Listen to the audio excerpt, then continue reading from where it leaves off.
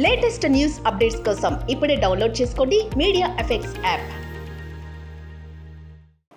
Welcome to media effects.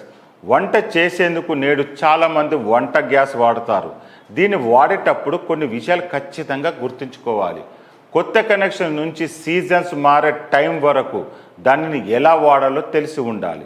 Cylinder delivery అయినప్పుడు company cylinder సరిగ్గా seal చేశారో లేదో అని గుర్తుంచుకోవాలి. సీల్ చిరిగిపోతే దానిని వాడవద్దు. సిలిండర్ లోపల డేటును చూడాలి. ఏ అంటే జనవరి నుంచి మార్చి వరకు అని, బి అంటే ఏప్రిల్ నుంచి జూన్ వరకు అని, సి అంటే జూలై నుండి సెప్టెంబర్ వరకు అని, డి అంటే అక్టోబర్ నుండి డిసెంబర్ వరకు అని అర్థం. ఫర్ ఎగ్జాంపుల్, DFT A24 తేదీ ఉంటే అది మార్చి వరకు వాడొచ్చని అర్థం. డేట్ ఎక్స్పైర్ అయితే ఆ సిలిండర్ వాడొద్దు. వాడే ముందు సోప్ వాటర్ పూస్తే గ్యాస్ లీకేజ్ గురించి తెలుసుకోవచ్చు. అదేవిధంగా గ్యాస్పై వంట చేసేటప్పుడు కొన్ని టిప్స్ ఫాలో అవ్వాలి. మంచి వెంటిలేషన్ ఉండాలి. తలుపు కిటికీలు తెరిచి ఉంచాలి. మండే పదార్థాల దగ్గర ఉండొద్దు. బట్టలు కూడా జాగ్రత్తగా వేసుకోవాలి.